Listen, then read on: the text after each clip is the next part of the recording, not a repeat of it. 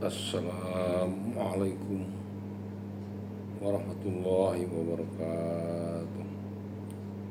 Wa qala ta'ala a'udzu billahi minasy syaithanir rajim. Wa ma tunfiquna illa ibtigha'a wajhillah. Allah Ta'ala berfirman dalam surat Al-Baqarah ayat 272,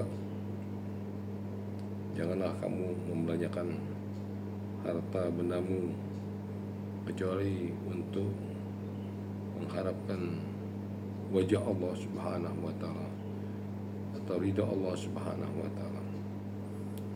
Dalam mafhum hadis Nabi SAW dikatakan, wa man sholat yura'i faqad asyraka. Barang siapa sholat karena ingin dilihat orang maka dia telah syirik. Man shoma yura'i faqad asyraka. Barang siapa berpuasa karena ingin dilihat orang maka dia telah syirik. Wa man tasaddaqa yura'i faqad asyraka. Dan barang siapa bersedekah karena ingin dilihat orang maka dia telah berbuat syirik. Inti dari firman Allah Subhanahu wa Ta'ala dan mafhum hadis Nabi SAW berikutnya adalah pentingnya ikhlas.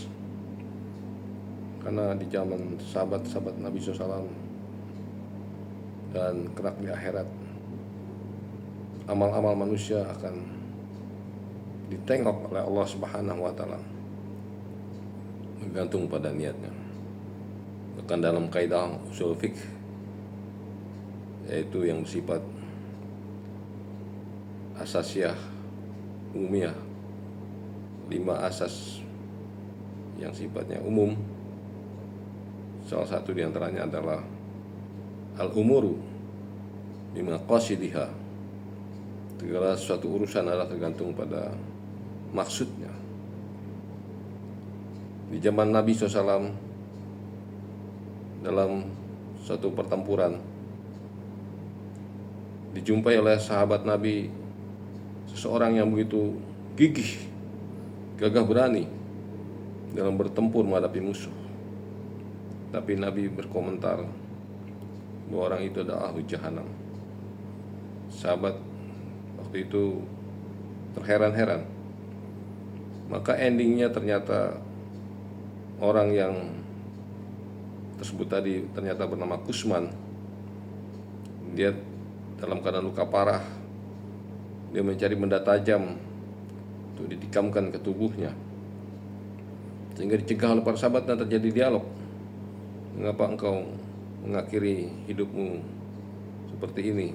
Bukankah engkau berjuang di jalan Allah Subhanahu wa Ta'ala, untuk Allah SWT?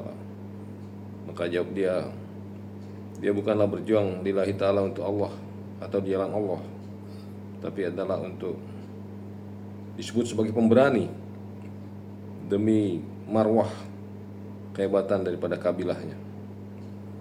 Begitulah nanti menjelang yaumil kiamah. Bahkan di hari kiamat nanti akan disidangkan 3 jenis manusia yang utama. Bukan manusia yang kaleng-kaleng, bukan manusia yang biasa-biasa saja. Yang pertama adalah sang mujahid. Maka Allah SWT pertama-tama bertanya tentang nikmat-nikmat yang Allah pernah berikan kepada si mujahid tadi. Dia mengakui diberikan keberanian, kegagahan, kehebatan, kelincahan, kemampuan dalam bertempur. Ini adalah semata-mata karunia Allah Subhanahu wa Ta'ala. Kemudian ditanya oleh Allah SWT, untuk apa semua karunia telah dilimpahkan diberikan padanya yang begitu hebat oleh Allah? Dia mengatakan, ini untuk engkau ya Allah. Maka Allah langsung membantah, kadzabta, engkau adalah berjuang semata-mata untuk kemasyhuran dirimu, untuk diakui manusia sebagai orang pemberani, sebagai pejuang, sebagai mujahid. Kini engkau telah dikenal luas di masyarakat. Semua mengenal siapa engkau, mengenal keterkenalan engkau ini, kemasyhuran engkau ini dalam berjuang, dan engkau telah diakui dan disanjung-sanjung di sana sini sebagai pejuang, sebagai petempur, sebagai mujahid. Kini engkau tidak ada tempat di sini, tempatmu adalah jahanam. Maka Allah perintahkan malaikat menyeret wajahnya, dimasukkan dalam neraka jahanam. Yang kedua adalah seorang alim atau qori, ditanya tentang nikmat-nikmat Allah yang Allah berikan padanya, punya daya ingat yang tinggi, punya kecerdasan. Maka Allah tanya, untuk apa segala nikmat-nikmat itu?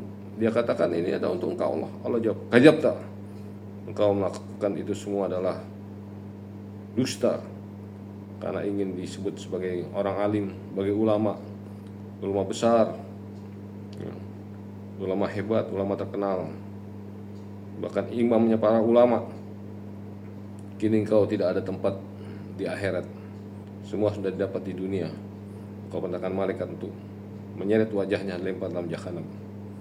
Yang ketiga adalah dengan cara yang sama, orang yang sebagai dermawan, maka tidak karena Allah SWT perintahkan pula malaikat untuk melempar orang ini, menyeret wajahnya dalam neraka jahanam.